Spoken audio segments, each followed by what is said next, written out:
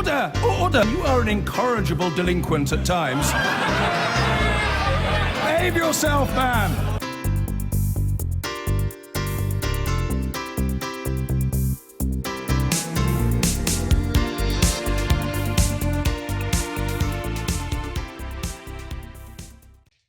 The British government is breaking the law by supplying weapons to Saudi Arabia, which could end up being used on the battlefields of Yemen. That's according to a group of leading lawyers in a report out tomorrow. Yemen's warring factions agreed a ceasefire this week, though it was broken today, with reports of Saudi-led airstrikes continuing. But though the UK has supplied the Saudi Air Force with weapons, the Foreign Office insisted to us tonight that Britain has one of the most rigorous and transparent arms control regimes in the world. Could British arms have been used to kill Yemeni civilians? Here's our Foreign Affairs correspondent, Jonathan Rugman. These pictures were filmed just 3 days ago. Some of the 19 civilians reported killed in airstrikes near the Yemeni capital Sana'a. The only air forces dropping bombs in Yemen are Saudi Arabia's, along with other members of its 9-country military coalition. Tens of thousands of people have been injured, and the UN reckons around half of those killed in this war are civilians. At around 4 a.m. the first missile hit, then the second, the third, fourth, fifth and sixth missile, all on innocent civilians, women and children. They have no weapons, they have nothing. In September, anti-Saudi TV channels broadcast these pictures of an airstrike on a ceramics factory in Sana'a. Amnesty International and Human Rights Watch carried out a joint investigation and concluded that this was a civilian target with at least one civilian killed. What's more, they produced fragments of a British-made missile at the scene, built by Marconi in the 1990s. The bomb may have been dropped by another Gulf ally, though the UK admits the Saudis are not just dropping British bombs in Yemen, but also flying British-built aircraft, with the British supplying technical support and liaison officers to the Saudi-led coalition. The UN's head of humanitarian affairs has condemned these Saudi-led airstrikes as breaching international law. And because of this conflict, Yemen is now on the brink of famine. Well over 2 million people displaced. More than 60% of Yemenis close to starvation, according to the UN. The UN has also accused these Iranian-backed Houthi rebels of deliberately obstructing humanitarian aid in their battle with forces loyal to Yemen's internationally recognized president. At least 2 children were killed when the Houthis shelled the city of Taz last month. But what of Britain's supply of weapons to the Saudis? Well, it seems that they haven't stopped. UK export licences to Saudi Arabia were worth more than £1.7 billion in the first 6 months of this year. NGOs reckon over 1,000 bombs were exported from the UK in the first half of 2015, with licences also granted for combat aircraft.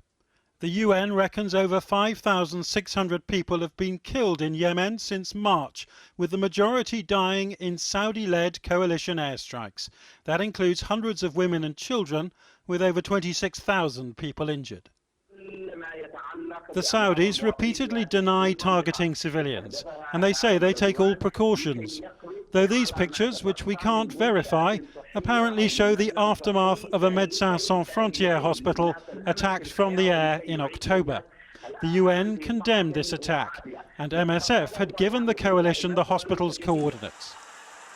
Now human rights groups, including Amnesty International, are accusing the UK of breaking British, EU and international law.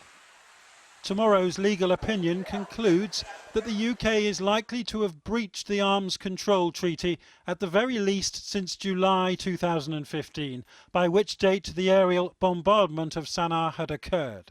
It says the UK should halt with immediate effect all authorisations and transfers of relevant weapons pending an inquiry, and that any authorisation by the UK of the transfer of weapons or other items to Saudi Arabia in circumstances where such weapons are capable of being used in the conflict in Yemen would constitute a breach by the UK of its obligations under domestic, European and international law. There's supposed to be a ceasefire in Yemen this week, a 7-day truce, but both sides broke it today, with residents claiming that Saudi-led airstrikes have continued. The question is why British arms exports to Saudi Arabia have also continued, despite this appalling war. Jonathan Rugman reporting. Well, we asked the government for an interview on this story, as well as Conservative members of the Foreign Affairs, the Defence and the Business Select Committees. None was available. The Foreign Office told us that the UK is satisfied that we are not in breach of our international obligations. We operate one of the most rigorous and transparent arms export control regimes in the world. We regularly raise with the Saudi Arabian-led coalition and the Houthis the need to comply with international humanitarian laws. We monitor the situation carefully and have offered the Saudi authorities advice and training in this area. Well, I'm joined now from Parliament's Central Lobby by the Shadow International Development Secretary Diane Abbott, and here in the studio is the journalist Iona Craig. She has worked in Yemen over the last 5 years. Welcome to you both. Let me start with you, Diane Abbott. You just heard that response there from the Foreign Office. Are you satisfied? It is not enough for the Foreign Office to assert that it's satisfied. They need to prove that nothing illegal has been done. First of all, there needs to be a halt on British arms sales to Saudi Arabia, and then there needs to be an inquiry as to what has happened to these arms. For too long, the British Arms Agency has skirted on the edge of what is legal and legitimate in relation to arms control. There needs to be an inquiry, and the government needs to answer the question. But these arms have been sold to Saudi Arabia for decades now by both Labour and Tory governments, haven't they? I didn't approve of Labour arms sales to Saudi Arabia any more than I approve of Tory arms sales. They need to be halted. There needs to be an inquiry. And you're calling for a public inquiry at the very least? I'm calling for an internal inquiry at the very least, because we need to know what is really happening. For the Foreign Office to say they're quite happy, that's completely unsatisfactory. OK, I'll get back to you in a minute. Iona, let me ask you, you've lived there for more than 4 years. You just came back less than a month ago. I mean, what is the situation like on the ground, and have you personally seen any evidence of civilians being killed by ordnance that may or may not have been supplied by the Brits? I've seen plenty of evidence, yes. I visited at least 50 airstrike sites. In my own investigation, I did into 20 strikes. There were around 150 civilians killed in those cases. That was when public buses, at least 4 public buses were hit as well. A farmer's market where at least 50 civilians were killed in one such case. This is happening on a regular basis. These were airstrikes? Yes, these are all airstrikes. This is not just happening, once or twice or a handful of times. This is happening regularly. We're talking about scores, if not hundreds of cases where these kind of killings of civilians are happening. And as you said in your report, more than 60% of the civilians killed have been killed by airstrikes. Is there any evidence that these were British bombs? Well, the bomb remnants that I pulled out of civilian homes that killed an 18-month-old baby and a 4-year-old as well as their uncle, those were American bomb remnants of American-made bombs.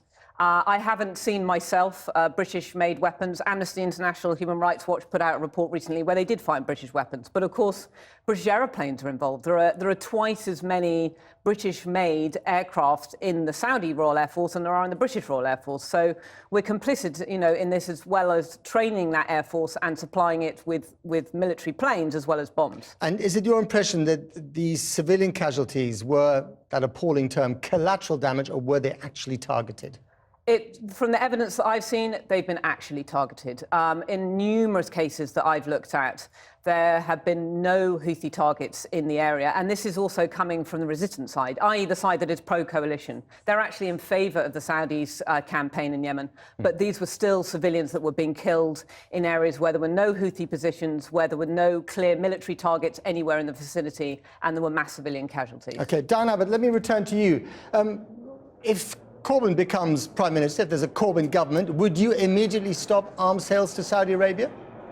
Of course, but the pressing issue now is that the government stops these arms sales, has an inquiry, because otherwise the suspicion is that Britain is complicit in the civilian slaughter in Yemen. But the argument used by past governments when asked a similar question is, hang on a minute, you may not like the fact that we're selling arms to Saudi Arabia, but this is worth at least £10 billion. to the British economy. Would you be happy to see those billions of pounds melt away if you said no to those arms deals? If those arms are being used illegally, contrary to arms control agreements, the billions of pounds are not the issue. The issue is, where do we stand in relation to the law, and where do we stand in relation to being complicit in civilian slaughter? Iona, if this conflict isn't stopped, I know there's a ceasefire at the moment, although it's already been broken. If this conflict is not stopped, what are the implications for the wider region? I think you have to, in a Yemeni context, you're looking at the displacement of people and now the warning of mass famine. So that contributes to what we're already seeing with the migrant crisis. But also this conflict in Yemen has now involved Saudi Arabia in their sort of what they said. It could explode rather than implode. Exactly. So you've already got Saudi Arabia involved. In their coalition is the United Arab Emirates.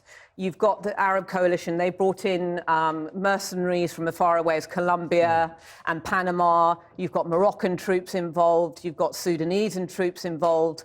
And this is in one country that is now becoming very much a global sort of conflict when you've got these kind of numbers and different countries, ground troops involved inside the country. Okay, scary stuff. Got to leave it there. Iona Craig, Diane Abbott, thank you very much indeed to you both. I've been getting away with it all